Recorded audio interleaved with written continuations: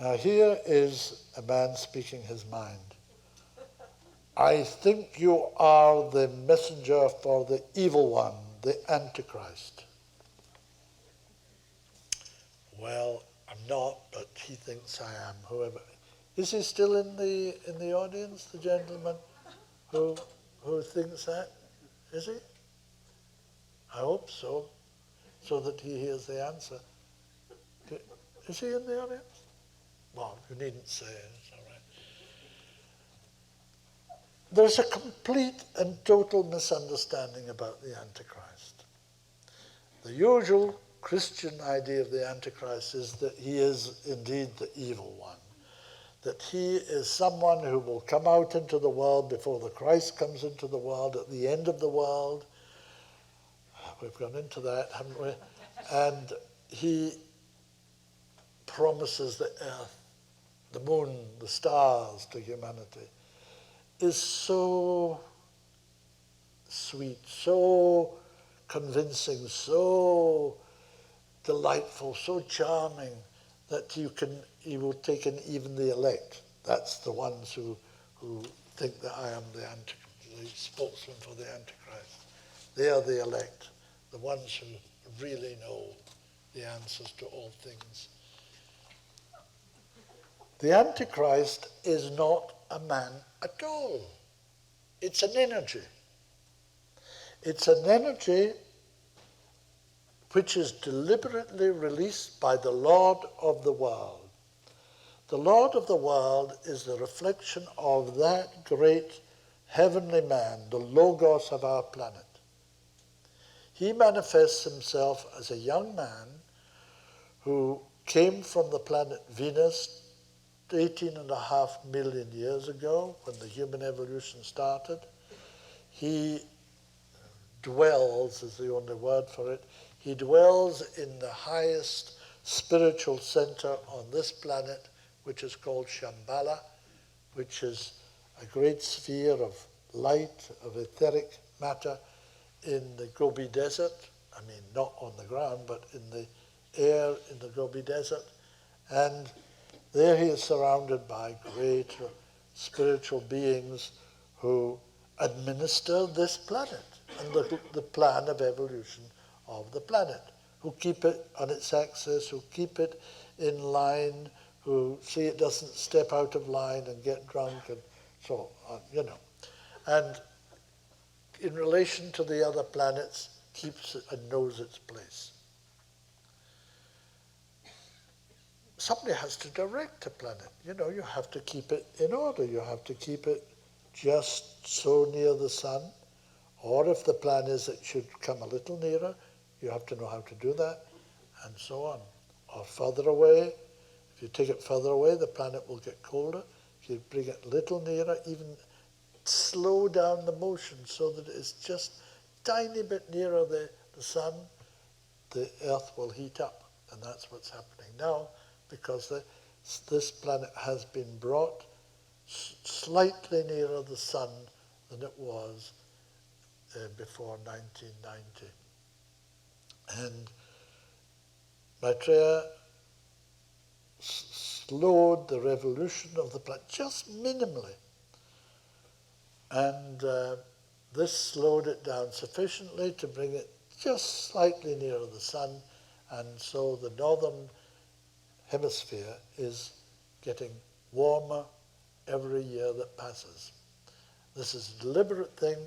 It will completely change the ecology of the northern regions, and the abundance of food will be phenomenal.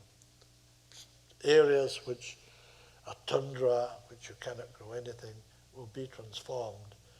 Already the crops in northern Europe are about 3 to 4 weeks, ripen 3 to 4 weeks ahead of even just 20 years ago. So it's already beginning to show. We checked with Greenwich Observatory on the very day in which that took place, and they said, yes, indeed, there was a slight change in the speed of revolution of the planet. They said that is not uncommon, but they did register it on that day. We haven't seen if it's maintained that same speed. I know that it has, so we didn't bother. But that's one of the changes which have been enacted by Maitreya since he came into the world.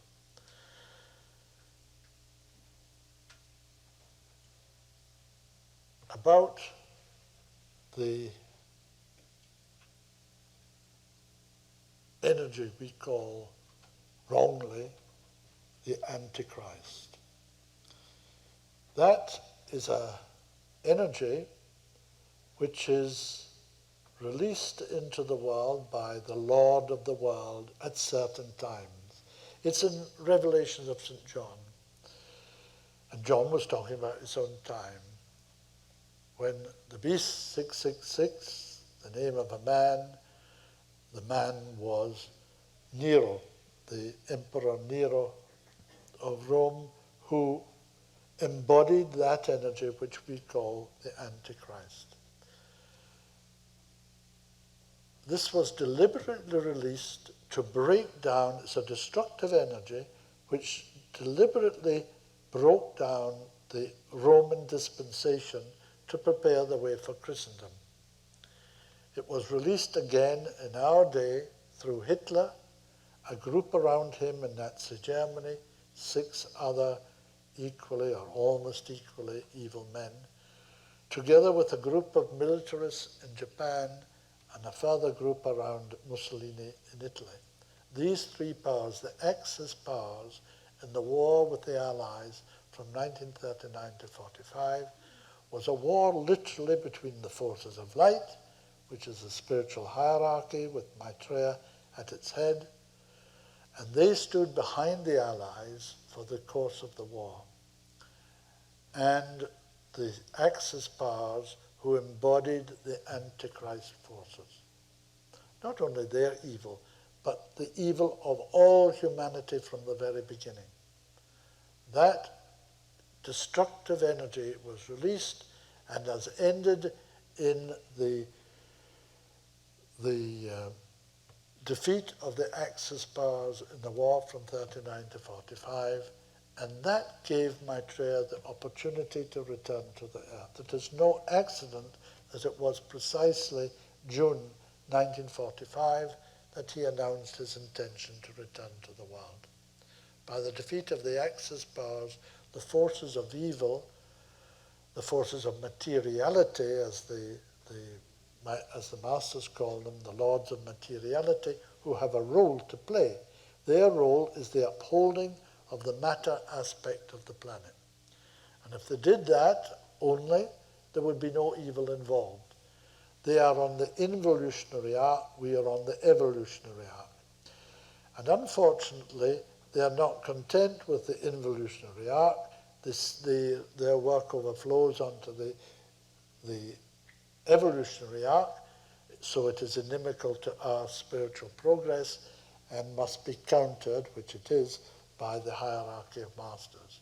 Humanity cannot do it for itself. It doesn't even know it's happening. And in this way, the hierarchy protect humanity from too great an overflow of evil into the planet. There's more than enough already.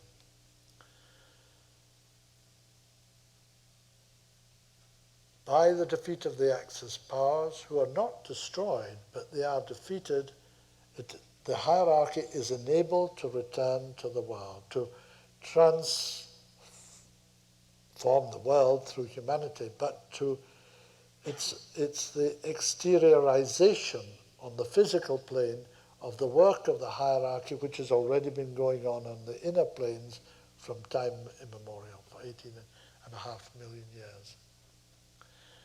And so this coming into the world is not just, I say that in inverted commas, not just the coming of the Christ into the world again, but the return on the physical plane of his group, of himself and his group for the first time in 98,000 years. Before that, the masters worked openly in the world.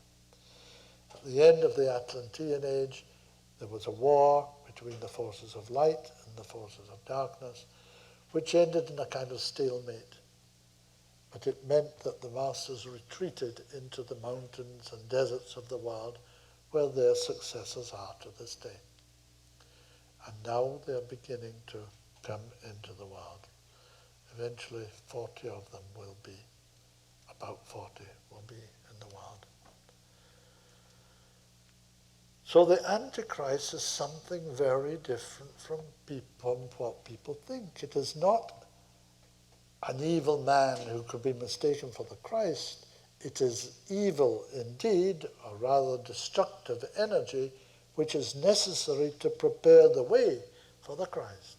It prepares the way for the building forces, which are the Christ forces, and prepared for the new age, and has made by the defeat of the Axis powers, who are not destroyed, but they're defeated for the time being. The aim and work of hierarchy during this age, the age of Aquarius, is to lift humanity above the level where they can be contacted and used by the forces of evil, as they're called, the lords of materiality. And this is done, this is called sealing off the forces of evil to their own domain. In the Great Invocation, some of which of you will know it, there's a line which says, "And may it seal the door where evil dwells." That door where evil dwells is the door between that where the hierarchy of masters live and that where the forces of materiality live, upholding correctly the material of the world, but if they do more than that, it becomes evil. And they work through every means that they can to manifest that evil. They will be sealed off in this coming age to their own domain, and then in the middle of the next stage, the Capricornian age, there will be another great war. The forces of evil will be released again. The beast 666 will be unchained for a time and half a time. That is the age of Aquarius, and half a time, half the age of Capricorn. And they will be released then. Once again, there'll be another great war. It will be fought out now on mental planes. It's been fought out on the astral plane for 98,000 years. It has been fought out on the physical plane from 1914 to 1945, and then will be fought out on mental plane, and end in the complete destruction of the forces of evil on this planet. Then our planetary logos will take an initiation, which is not possible until that date. So you can see the Antichrist is something totally different from the usual fundamentalist Christian idea of him. I am not the messenger of the Antichrist. On the contrary, happy to be, proud to be the messenger of the Christ himself.